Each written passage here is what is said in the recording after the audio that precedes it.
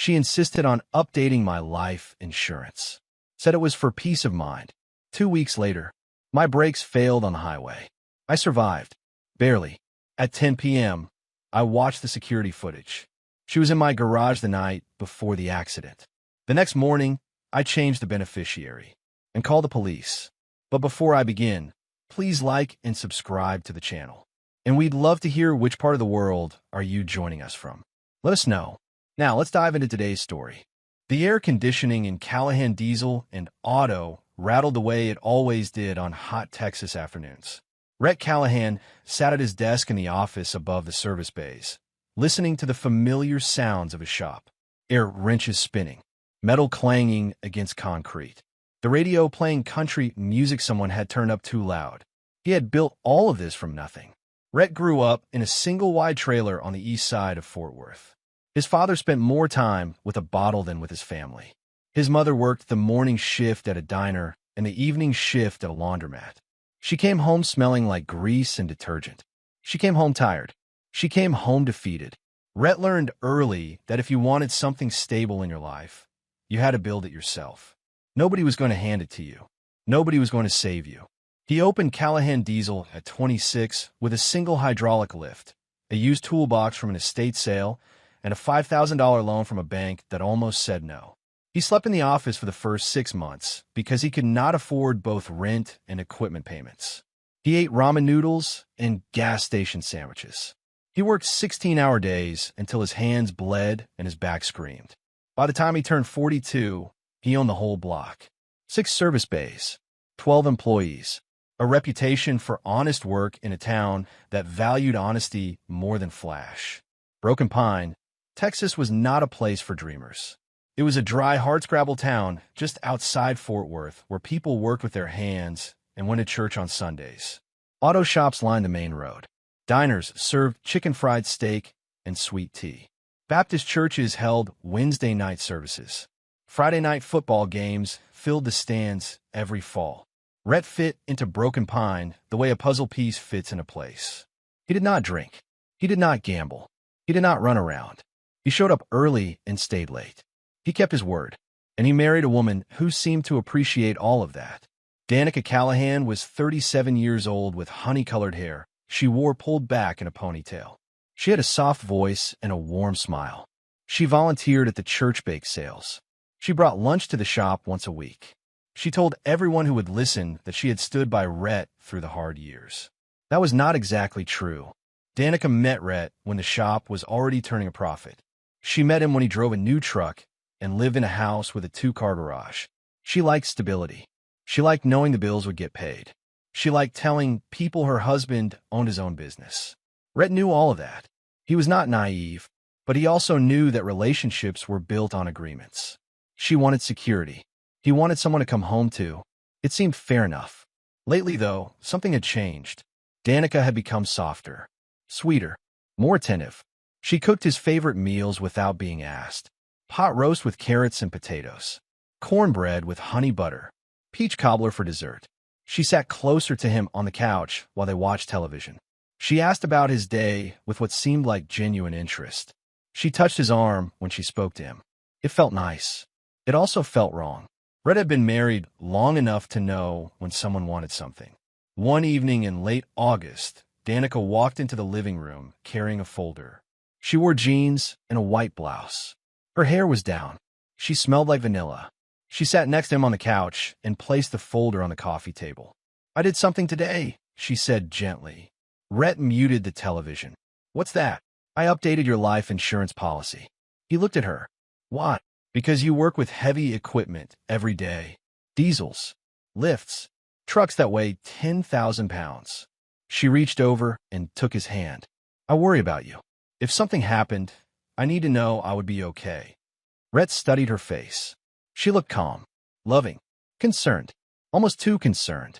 "How much did you update it to?" he asked. $3 million. The number hung in the air between them. "That's a lot of money, Danica." "It's not greedy," she said quickly. "It's practical. We have this house. We have the business. I don't want to lose everything if something happens to you." She squeezed his hand. "I'm just trying to be smart." Rhett did not say anything for a moment. He looked down at the folder. The paperwork was already filled out. All he had to do was sign. When did you set this up? He asked. This week. The agent came by the house. You didn't ask me first. I didn't want to worry you with details. She smiled. I know how busy you are at the shop. I just wanted to take care of it. Red opened the folder. The policy was through a company he recognized. The terms looked standard. The monthly premium was higher than their old policy, but not unreasonable. He picked up the pen on the table. Danica watched him. Rhett signed the paperwork. Thank you, she said softly. She kissed his cheek. This gives me peace of mind. She took the folder and walked into the kitchen. Rhett heard her humming. He unmuted the television, but he did not watch it. Rhett Callahan had survived 26 years in the diesel repair business by paying attention to timing. When a customer suddenly wanted faster service, it usually meant they were about to sell the vehicle. When an employee started taking longer lunch breaks, it usually meant they were looking for another job. When someone changed their behavior without explanation, it usually meant something had shifted beneath the surface. Danica had never cared about paperwork before. She had never worried about insurance policies or financial planning. She left all of that to Rhett. But now she was making updates without asking him. Now she was being sweet. Now she was cooking his favorite meals. Rhett did not believe in coincidences. 2 weeks later, he was driving home from a job site on Interstate 35. It was a Thursday evening. The sun was starting to set. Traffic was light. Rhett drove a 2019 Ford F-250 Super Duty diesel, dark blue with chrome trim. He kept it maintained. He changed the oil every 5,000 miles. He checked the tires. He replaced the brake pads before they wore down too far. He knew his truck the way a surgeon knows a scalpel, which is why he noticed immediately when the brake pedal felt wrong. Rhett was doing 70 miles per hour in the right lane when he tapped the brakes to slow down for his exit. The pedal went soft under his boot. It sank toward the floor with almost no resistance. Most people would have panicked. Rhett did not panic. He had been driving broken farm trucks since he was 14 years old. He understood machinery. He understood physics. He understood what happened when things failed. He downshifted into third gear. The engine roared. The RPM spiked. The truck started to slow. He pumped the brake pedal 3 times, trying to build pressure. Nothing. He looked ahead. A concrete divider ran along the left side of the highway. The shoulder was narrow. Cars were passing him on the left. Rhett eased the truck toward the shoulder. Gravel crunched under the tires. The truck fishtailed slightly. He turned into the skid. He downshifted again into second gear. The engine screamed. The truck bucked. The speedometer dropped to 40, then 30, then 20. He rolled to a stop 15 feet short of a concrete support pillar. For a full minute, Rhett just sat there. His hand was steady on the steering wheel. His heartbeat was calm. He took a slow breath and looked in the rearview mirror. Traffic kept moving behind him. Nobody stopped. Nobody noticed. He put the truck in park and turned off the engine. Then he stepped out. The evening air was warm. The sky was turning orange and pink. Rhett walked around to the front of the truck and popped the hood. He pulled a flashlight from the toolbox in the bed and bent down to look at the brake lines. The metal tubing ran along the frame of the truck from the master cylinder to each wheel. Rhett traced the line with his eyes. He knew what a worn brake line looked like. Rust, corrosion, slow leaks that left stains on the driveway. This was not that. The brake line had been cut. Not worn. Not corroded. Cut. The slice was clean. Precise. Someone had used a blade or a cutting tool. They had cut deep enough to weaken the line, but not deep enough to make it fail immediately. The line would hold under normal pressure. But the moment Rhett hit the brakes hard, it would rupture completely. Whoever did this knew exactly what they were doing. Rhett stood up slowly. He closed the hood. He pulled out his phone and called a tow truck. Then he called the non-emergency police line and filed an accident report. He kept it simple. Brake failure. Mechanical issue. No injuries. The tow truck driver showed up 20 minutes later. He was a guy Rhett knew from town named Eddie Parsons. Eddie hooked up the F-250 and raised it onto the flatbed. "You okay, Rhett?" Eddie asked. "I'm fine. Brakes go out. Looks like it. Lucky you didn't hit that wall." "Yeah," Rhett said. "Lucky." Eddie drove him back to the shop. Rhett thanked him and watched the tow truck disappear down the road. Then he walked upstairs to his office. It was 10 o'clock at night. The shop was dark. The service bays were empty. Rhett sat down at his desk and opened his laptop.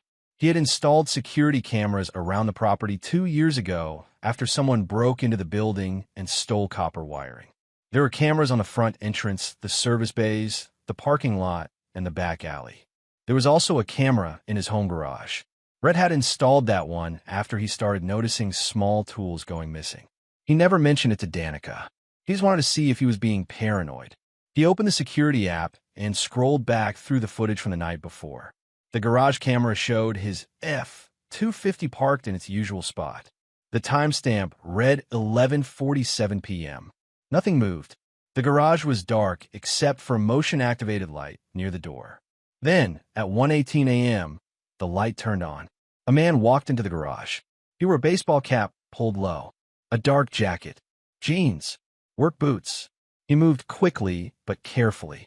He crouched down next to the front driver's side tire and slid underneath the truck. The camera angle was not perfect, but it was good enough. Rhett leaned closer to the screen. The man stayed under the truck for about 4 minutes. When he came out, he had something in his hand, a tool, maybe a utility knife. He stood up, looked around, and walked out of the garage the same way he came in. The motion light turned off. Rhett rewound the footage and paused it at the moment the man walked into the frame. The baseball cap covered most of his face, but his build was familiar. The way he walked, the way he moved. Rhett knew who it was. Gavin Rourke. Gavin used to work at Callahan Diesel and Auto as a service manager. He was 39 years old, tall and lean, with a quick smile and an easy way of talking to customers. Rhett hired him 3 years ago because he seemed reliable. He showed up on time. He knew his way around a diesel engine. He brought in business. But Gavin had a problem. About a year ago, Rhett started noticing inventory discrepancies. Catalytic converters were going missing. Fuel injectors. Brake rotors. Small parts that added up. Rhett reviewed the security footage and saw Gavin loading boxes into his personal truck after hours. He checked the invoices and found falsified records. Gavin had been stealing parts and selling them on the side. Rhett fired him on the spot. No argument. No second chance. He gave Gavin 30 minutes to clear out his locker and leave the property. He did not press charges because he did not want the hassle of a court case. He just wanted Gavin gone. Gavin did not take it well. He called Rhett a bastard. He said Rhett owed him severance. He said he would make Rhett regret firing him. Rhett ignored all of it. He had heard plenty of threats over the years. Most people cool down after a few days. But Gavin did not cool down. He filed a wrongful termination complaint with the labor board. It went nowhere. He left bad reviews online. Rhett did not respond. He just kept working. And now, a year later, Gavin had broken into Rhett's garage and cut his brake line. Rhett sat back in his chair and stared at the screen. Gavin had motive. Revenge. Anger. Resentment. But Gavin did not have access to Rhett's schedule. He did not know when Rhett would be driving on the highway. He did not know which route Rhett would take home. Someone had to tell him. Someone who knew Rhett's habits. Someone who knew when he would be alone. Someone who had a reason to want him dead. Rhett closed the laptop slowly. He thought about the life insurance policy. $3 million. Updated 2 weeks ago. Signed without hesitation. He thought about Danica's sudden sweetness. The meals. The touches. The concern. He thought about timing. And he felt something cold and heavy settle in his chest. The next morning, Danica showed up at the shop with coffee. She drove her white Honda CR-V and parked near the front entrance. She wore a light blue sundress and sandals. Her hair was pulled back. She carried 2 cups from the coffee shop down the street. Rhett was in the office when he saw her walking across the parking lot. He watched her through the window. She looked relaxed, happy. She climbed the stairs and knocked on the office door. "Come in," Rhett said. She opened the door and smiled. "I brought you coffee. Thought you might need it after last night." Rhett stood up. "How did you know about last night?" "Eddie Parsons called me. He said he towed your truck." She walked over and handed him the cup. "Are you okay?" "He said your brakes went out." "I'm fine." "You could have died, Rhett." Her voice shook. She touched his arm. "You could have hit that wall going 70 miles an hour." Rhett looked down at her hand on his arm. Her fingers were trembling slightly. "But I didn't," he said. "Thank God." She stepped closer. "What happened? Did you hit something? Did the line rust through?" "I don't know yet." I haven't looked at it. You should take it to a mechanic. I am a mechanic. She laughed softly. I know. I just mean, maybe someone else should look at it. Make sure it's safe. Rhett took a sip of the coffee. It was black, the way he liked it. I'll figure it out. Danica stayed for a few more minutes. She asked about his day. She reminded him they had dinner plans with her sister on Saturday. She kissed him on the cheek before she left. Rhett watched her walk back to her car. She waved at him through the window. He waved back. Then he sat down at his desk and pulled up the garage footage again. He watched Gavin crawl under the truck. He watched him slide back out. He watched him walk away. And he thought about Danica's questions. She did not ask if he had called the police. She did not ask if he suspected foul play. She did not ask if anyone had access to his truck. She just wanted to know what happened to the brake line. That night, after Danica fell asleep, Rhett went downstairs to the home office. The room was small, just big enough for a desk and a filing cabinet. Danica used it sometimes to pay bills or browse the internet. Rhett turned on the desk lamp and sat down. He opened the desk drawers one by one. Bills, receipts, notepads, nothing unusual. Then he picked up Danica's tablet from a desk. It was an iPad with a rose gold case. She used it to watch cooking videos and check Facebook. Rhett knew the passcode. It was her birthday. He unlocked the screen and opened the Photos app. Nothing strange. Pictures of the house. Pictures of food. Pictures of their dog. He opened the email app. Her inbox was full of promotional emails and newsletters. He scrolled through them. Nothing suspicious. Then he noticed a folder labeled Archive. Rhett clicked on it. Inside were 17 emails. All of them were from Gavin Rourke. Rhett opened the first one. It was dated 6 months ago. From grourke73@gmail.com to danicacallahan@gmail.com. Subject, coffee? Hey, I know it's been a while. I was thinking about you. Want to grab coffee sometime? Rhett opened the next one. From danicacallahan@gmail.com to grourke73@gmail.com. Subject, coffee? That would be nice. How about Tuesday? Rhett kept reading. The emails started casual. Coffee, lunch, small talk. Then they changed. From grourke73@gmail.com to danicacallahan@gmail.com. Subject, us. I can't stop thinking about what you said. You deserve better than him. You deserve someone who sees you. From danicacallahan@gmail.com to grourke73@gmail.com. Subject, us. I know, but it's complicated. He controls everything. The money, the house, all of it. Rhett's jaw tightened. He scrolled further. From danicacallahan@gmail.com to grourke73@gmail.com. Subject, the policy. I updated the insurance today. $3 million. Once it's done, we'll finally have enough to start over. From grourke73@gmail.com to danicacallahan@gmail.com. Subject, the policy. You're sure he drives that route every Thursday? From danicacallahan@gmail.com to grourke73@gmail.com. Subject, the policy. Every Thursday. Same time. Interstate 35. He's predictable. Rhett stopped reading. He opened the Files app and searched through the folders. In a hidden folder labeled Travel, he found confirmation for 2 plane tickets to Cancun. Departure date, 3 days after the crash. Both tickets were in different names. Fake names. But the passenger details matched Danica and Gavin. Rhett closed the tablet and set it back on the desk exactly where he found it. He walked back upstairs. Danica was still asleep, curled on her side with her back to him. He stood in the doorway for a moment, watching her breathe. Then he went into the bathroom and closed the door. He sat on the edge of the bathtub and stared at the tile floor. His wife had tried to kill him. Not in a moment of rage. Not in a fit of emotion. She had planned it, coordinated it, chosen the time and place. She had updated the insurance, bought the tickets, set the trap, and she had done it all while smiling at him across the dinner table. Rhett did not yell. He did not punch the wall. He did not cry. He just sat there in the quiet bathroom and let the truth settle into his bones. Then he stood up, turned off the light, and went to bed. He had work to do. The next morning, Rhett called his attorney. Cole Brannock was 62 years old with silver hair and a voice like gravel. He had handled Rhett's business contracts for the past 15 years. He did not waste time with pleasantries. He did not sugarcoat bad news. He told you what you needed to hear and expected you to deal with it. Rhett trusted him.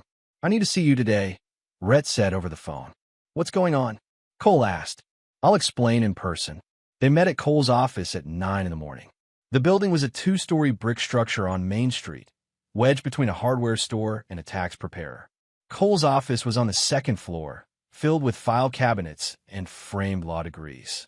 Rhett sat down across from Cole's desk. Cole poured them both coffee from a pot that looked like it had been brewing since dawn. "Talk to me," Cole said. Rhett told him everything. The insurance policy, the brake line, the garage footage, the emails, the plane tickets.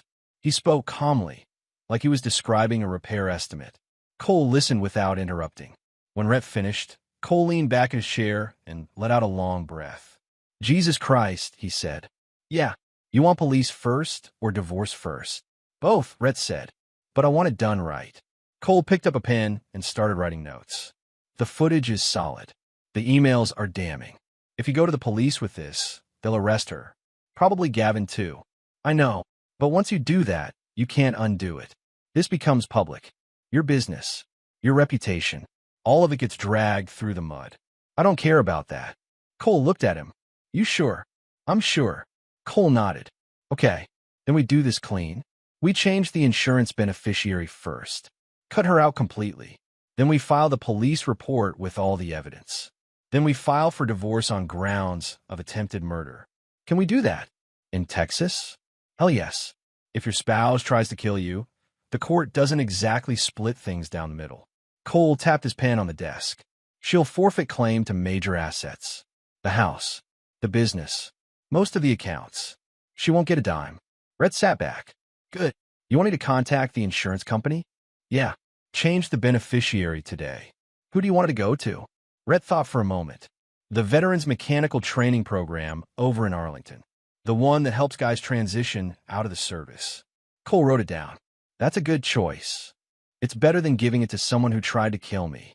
Cole set down his pen. "Rhett, I've known you a long time. You're one of the most level-headed people I've ever met. But this is going to get ugly. She's going to fight. She's going to cry. She's going to tell everyone you're lying. Are you ready for that?" "I am." "What about emotionally? You married this woman. You built a life with her." "I married someone I thought existed," Rhett said. "That person doesn't." Cole studied him for a moment, then nodded. "All right, let's get to work." By noon, the insurance beneficiary had been changed. By 2 o'clock, Rhett was sitting in the Broken Pine Police Department giving a statement to Detective Laura Hayes. Detective Hayes was in her early 40s, sharp-eyed and no-nonsense. She had worked in Fort Worth before transferring to Broken Pine 5 years ago. She knew Rhett by reputation. She knew his shop. She knew he was not the type to waste her time. Rhett showed her the garage footage. He showed her the emails. He showed her the plane tickets. He explained the brake line. He laid it all out in order, step by step, the way he would explain a repair to a customer. Detective Hayes watched the footage 3 times. "You got lucky," she said. "I know. If that brake line had ruptured on the highway at full speed, you'd be dead." "I know." She leaned back in her chair. "This is attempted murder. Conspiracy. We're talking serious time." "Good. We'll need to arrest both of them. Gavin first. He'll probably talk. If he gives up your wife, it makes the case stronger. Do whatever you need to do." Detective Hayes stood up. "I'll get a warrant. Sit tight." Rhett went home that evening and cooked dinner. Chicken and rice. Simple. Easy. He set the table for 2. Danica came home at 6:30. She walked into the kitchen and smiled. "Smells good," she said. "Thanks." They ate together. She talked about her day. She mentioned something her sister said. She asked if Rhett had looked at the truck yet. "Not yet," he said. "You should. I worry about you driving something unsafe." "I'll get to it." After dinner, Rhett washed the dishes while Danica watched television. He dried his hands on a towel and walked into the living room. He sat next to her on the couch. She leaned into him. Rhett kissed her on the forehead. She smiled, and he felt nothing. The next day, police picked up Gavin Rourke at his apartment. He lived in a rundown complex on the south side of town. 2 patrol officers knocked on his door at 7 in the morning. Gavin answered in sweatpants and a t-shirt. He looked surprised. Then he looked scared. They arrested him without incident. At the station, Detective Hayes sat across from Gavin in the interrogation room. She placed a folder on the table and opened it. Inside was a printout of the garage footage. "That's you," she said. Gavin stared at the image. "I want a lawyer." "You can have one. But I'm going to tell you something first." Detective Hayes leaned forward. "We have the footage. We have the emails. We have the plane tickets. We have the brake line. We have everything. You can sit here and wait for a lawyer and hope for the best, or you can talk to me now and maybe save yourself some time." Gavin did not say anything. Attempted murder carries a minimum of 5 years in Texas. Detective Hayes continued. "If we can prove premeditation, it goes up to 20. You're looking at serious time, Gavin. But if you cooperate, if you tell me the truth, I can talk to the DA about a deal." Gavin rubbed his face with his hands. "She told me he was abusive." "Who?" "Danica." She said Rhett hit her. She said he controlled all the money. She said she was scared. Did you believe her?" Gavin hesitated. "I don't know. Maybe. I don't know. She seemed like she needed help. So you helped her by cutting his brake line." "She asked me to. She said it was the only way. She said if he was gone, we could be together. We could start over." "And the insurance money?" Gavin looked down. "She said we'd split it. Half and half. She said we'd leave Texas. Go somewhere warm. Be free." "Where were you planning to go?" "Mexico. Cancun." "Yeah." Detective Hayes pulled out the email printouts. "These are conversations between you and Danica. She told you which route Rhett takes. She told you what time he leaves. She updated the insurance policy 2 weeks before you cut the brake line." Gavin stared at the emails. "She planned this," Detective Hayes said. "Not you. Her. I just did what she asked." "You cut the brake line." "Yeah." "Did she force you?" "No." "Did she threaten you?" "No." "So you chose to do it." Gavin did not answer. Detective Hayes closed the folder. "Here's the thing, Gavin. You're already looking a hard time. But there's something else I need to know." "What?" "If the brake line didn't kill him, were you planning to try again?" Gavin's face went pale. "Answer the question." She said if it didn't work, we'd figure something else out." "Figure something else out? You mean another attempt?" "I guess." "Yes or no, Gavin?" "Yes." Detective Hayes stood up. "You just admitted to conspiracy to commit murder with intent to retry. That changes everything. You're done." They arrested Danica Callahan at the grocery store. She was in the produce section, picking out tomatoes, when 2 officers approached her. She looked confused. Then she looked angry. "What is this about?" she demanded. "Ma'am, you're under arrest for conspiracy to commit murder and attempted murder." "That's insane. Who am I supposed to have tried to murder?" "Your husband." Danica's face went white. "That's ridiculous. Rhett is fine. I just saw him this morning." "Turn around and put your hands behind your back." "I'm not doing that." "This is a mistake." One of the officers took her arm. "Ma'am, please cooperate." "Get your hands off me." People in the store stopped and stared. Phones came out. Someone started filming. The officers handcuffed Danica and led her out of the store. She shouted the entire way. She said it was a lie. She said Rhett was setting her up. She said she wanted a lawyer. By the time they reached the patrol car, half of Broken Pine had heard the news. Danica called Rhett from jail that afternoon. The phone rang 3 times before he answered. "Rhett, please," she said. Her voice was shaking. "You have to listen to me. This is all a mistake." "Is it?" "Yes. Gavin forced me into this. He said if I didn't help him, he'd hurt me. I was scared. I didn't know what to do. You seemed pretty sure in the emails. He made me write those. He was standing over my shoulder. And the insurance policy? I was just trying to be responsible. I didn't know what he was planning." Rhett was silent. "Please," Danica said. "We can fix this. I'll tell the police the truth. I'll explain everything. We can make this go away." "I don't think we can." "Rhett, I love you. You know that." "Do I?" "Yes. I've always loved you. I made a mistake. I got confused. But we can get through this together." Rhett sat in his office, looking out the window at the shop below. One of his mechanics was rotating tires on a Chevy Silverado. Another was changing oil on a Ford Ranger. Life kept moving forward.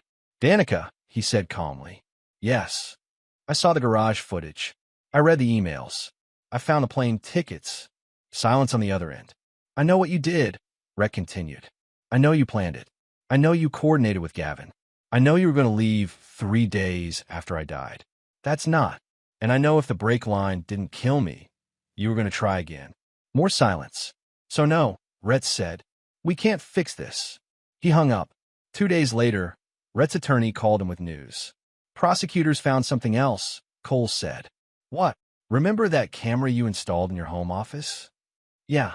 It recorded more than you realized. Cole sent over the footage. Rhett watched it on his laptop. The timestamp was from 4 months ago, long before the brake line, long before Gavin broke into the garage. The camera showed Danica sitting at the desk. She was alone. She opened a file cabinet and pulled out Rhett's business records. She photographed tax returns, bank statements, asset valuations. She sent the photos to her email. Then she pulled up the life insurance policy on her computer. She made notes. She highlighted sections. She researched how payouts worked. She was planning this long before Gavin got involved. Rhett closed the laptop. Cole's voice came through the phone. This destroys her defense. She can't claim Gavin forced her if she was researching insurance payouts 4 months before he cut the brake line. No, Rhett said. She can't. The DA is charging her as the primary actor. Gavin's a secondary participant. She's looking at 15 to 20 years. Good. You okay? I'm fine. You don't sound fine. I'm fine, Cole. Cole was quiet for a moment. For what it's worth, I'm sorry this happened to you. Yeah, me too. Rhett went back to work. He had a transmission to rebuild and an engine to diagnose. He had customers waiting. He had bills to pay. He did not visit Danica in jail. He did not take her calls. He did not respond to the letters she sent. He just kept moving forward. The courtroom was packed on the first day of the trial. People from Broken Pine filled the benches. Rhett's employees, customers, people who had known Danica from church. The local newspaper sent a reporter. Someone set up a camera for the evening news. Rhett sat in the front row on the prosecution's side. He wore a dark suit and a blue tie. He kept his hands folded in his lap. He did not look at Danica. Danica sat at the defense table with her lawyer, a public defender named Marcus Tilley, who looked like he had not slept in 3 days. She wore a conservative gray dress. Her hair was pulled back. She had lost weight. She looked smaller than Rhett remembered. When she saw him, she tried to make eye contact. Rhett looked straight ahead. The judge entered the room. Everyone stood. Then they sat. The trial began. The prosecution called Detective Laura Hayes to the stand first. She walked the jury through the evidence, the garage footage, the emails, the plane tickets, the brake line. She spoke clearly and methodically. She did not editorialize. She just presented the facts. The defense attorney tried to poke holes in the timeline. He asked if Gavin could have acted alone. Detective Hayes said no. The emails proved coordination. The insurance update proved premeditation. Danica was involved from the beginning. Next, the prosecution called the mechanic who examined Rhett's truck. His name was Tom Gwynn. He ran an independent shop in Fort Worth. He was an expert witness who had testified in dozens of cases involving vehicle tampering. Tom showed the jury photographs of the brake line. He explained how it had been cut. He explained the tool marks. He explained how long it would take to fail. This was not an accident, Tom said. This was deliberate sabotage designed to cause brake failure at high speed. The defense attorney asked if it could have been vandalism. Some random person with a grudge. Tom shook his head. The cut was too precise. It was done by someone who knew exactly where to cut and how deep to cut. This was professional work. The prosecution called Gavin Rourke next. Gavin had agreed to testify in exchange for a reduced sentence. He walked into the courtroom in an orange jumpsuit. He looked thinner than Rhett remembered. His hands were cuffed. Gavin sat in the witness stand and took the oath. The prosecutor, a woman named Jennifer Orr, stood in front of him. Mr. Rourke, did you cut the brake line on Rhett Callahan's truck?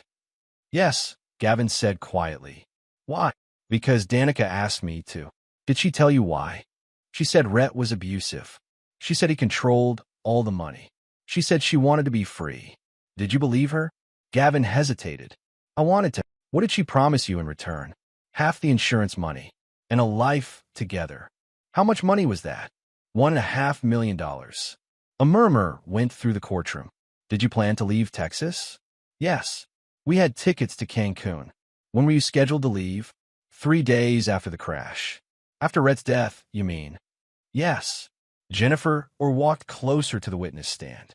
Mr. Rourke, what did Danica say would happen if the brake line didn't kill Rhett? Gavin looked down. She said we'd try again. Try again how? I don't know. She didn't say. She just said we'd figure it out. The defense attorney stood up. Objection. Speculation. The judge shook his head. Overruled. The witness is testifying to what the defendant said. Jennifer nodded.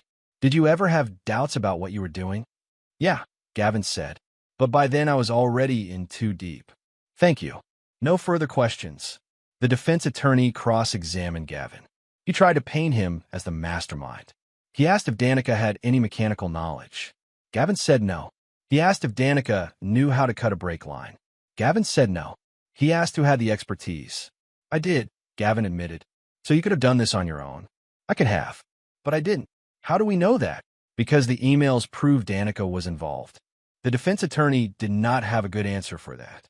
On the third day of the trial, the prosecution played the office camera footage. The courtroom went silent as the video played on a large screen. The timestamp showed the date. For months before the crash, Danica sat at the desk, alone, photographing Rhett's financial records. She pulled up the life insurance policy. She took notes. She searched for information about how payouts worked. When the video ended, Jennifer turned to the jury. This footage was recorded months before Gavin Rourke was ever involved, she said. This proves that Danica Callahan was not a victim. She was not coerced. She was the architect of this plan. The defense attorney objected. He said the footage showed nothing illegal. People review insurance policies all the time. The judge allowed it. The jury can decide what it means. On the fourth day, Danica took the stand. She walked slowly to the witness box. She looked at the jury. She looked at Rhett. Her eyes were red. Her hands shook. Her attorney asked her to tell her side of the story. I made a terrible mistake, Danica said. Her voice cracked. I got involved with someone I shouldn't have. Gavin manipulated me. He said Rhett was dangerous. He said I needed to protect myself. Did you believe him? Her attorney asked. I was confused. I didn't know what to believe. Did you want Rhett to die? No, never. I love him. I've always loved him. Then why did you update the insurance policy? I thought I was being responsible. I didn't know Gavin was planning to hurt Rhett. Did you know Gavin cut the brake line? Not until the police told me. Did you plan to leave for Mexico? Danica hesitated. Gavin bought the tickets. I didn't know what they were for. The prosecutor stood up for cross-examination. Jennifer walked slowly toward the witness stand. She did not raise her voice. She did not rush. She just asked simple questions. Mrs. Callahan, you said you didn't know what the plane tickets were for. Is that correct? Yes. But they were in your email. Gavin sent them to me. You didn't ask why he was sending you tickets to Mexico? I thought it was just a vacation idea. A vacation 3 days after your husband's scheduled death. I didn't know that. Jennifer pulled up the office camera footage on the screen. Mrs. Callahan, is this you? Danica looked at the screen. Her face went pale. Yes. What are you doing in this video? Looking at paperwork. You're photographing your husband's financial records. Why? I don't remember. You're reviewing the life insurance policy. Why? I told you. I was trying to be responsible. For months before Gavin cut the brake line, Danica did not answer. Mrs. Callahan, this footage proves you were planning something long before Gavin was involved. Doesn't it? No. Then what were you planning? Nothing. I was just looking. Jennifer let the silence hang in the air. Then she pulled out the email printouts. You wrote to Gavin, once it's done, we'll finally have enough to start over. What did you mean by that? I don't remember writing that. It's your email address. Gavin must have hacked it. And these emails about Rhett's route. He's predictable. Every Thursday. Same time. Did Gavin hack those too? Danica started crying. You don't understand. I was scared. I was trapped. Trapped in a house you helped buy? With a successful business? With a husband who never hit you? He controlled everything. Did he? Or did you just want the money? That's not true. Jennifer walked back to the prosecution table. No further questions. The jury deliberated for 4 hours. When they came back, the courtroom went silent. The foreman stood. "We find the defendant, Danica Callahan, guilty of conspiracy to commit murder." Danica gasped. "We find the defendant guilty of attempted murder." Danica started crying. Her attorney put a hand on her shoulder. The judge thanked the jury. Then he set a sentencing date for 2 weeks later.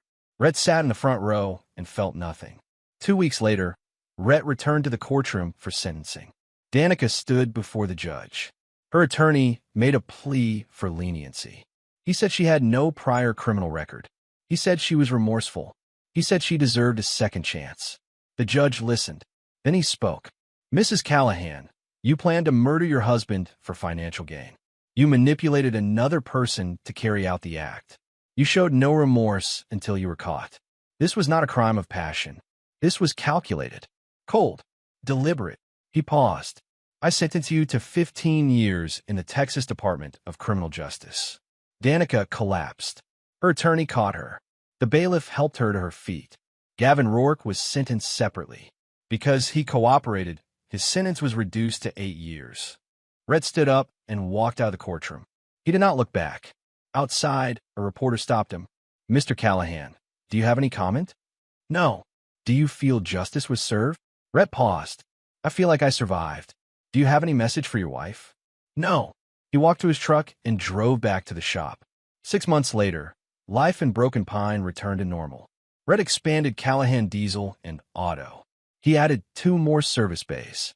He hired 3 new mechanics. Business was better than ever. People respected him, not because of sympathy, but because he had handled everything without falling apart. He had been strategic, precise, unforgiving. He filed for divorce the day after the sentencing. Because of the criminal charges and the clear evidence of intent, Danica forfeited all claim to shared assets. Her name came off the shop, off the house, off every account. The divorce was finalized in 6 weeks. Rhett updated his life insurance policy again. The beneficiary remained the Veterans Mechanical Training Program in Arlington. They used the funds to expand their facility and provide more scholarships. Rhett received a thank you letter from the program director. He framed it and hung it in his office. Danica wrote letters from prison. The first one arrived a month after sentencing. Rhett recognized the handwriting on the envelope. He did not open it. He put it in the trash. The second letter arrived 2 weeks later. He threw it away unopened. She kept writing. 1 letter a month. Sometimes 2. Rhett never read them.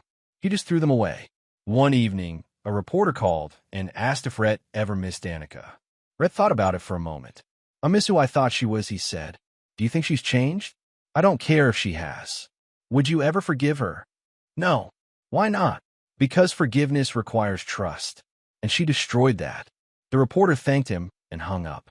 Rhett stood outside the shop and watched the sun go down over Broken Pine. The sky turned orange and pink. The air smelled like motor oil and cut grass. A train whistle sounded in the distance. He had built this life from nothing. He had survived betrayal. He had made sure betrayal carried consequences. And now he had peace. Not the kind Danica promised him with her fake smiles and fake affection. Real peace. The kind that came from knowing he had done what needed to be done. Rhett Callahan locked up the shop, climbed into his truck, and drove home. The road ahead was clear.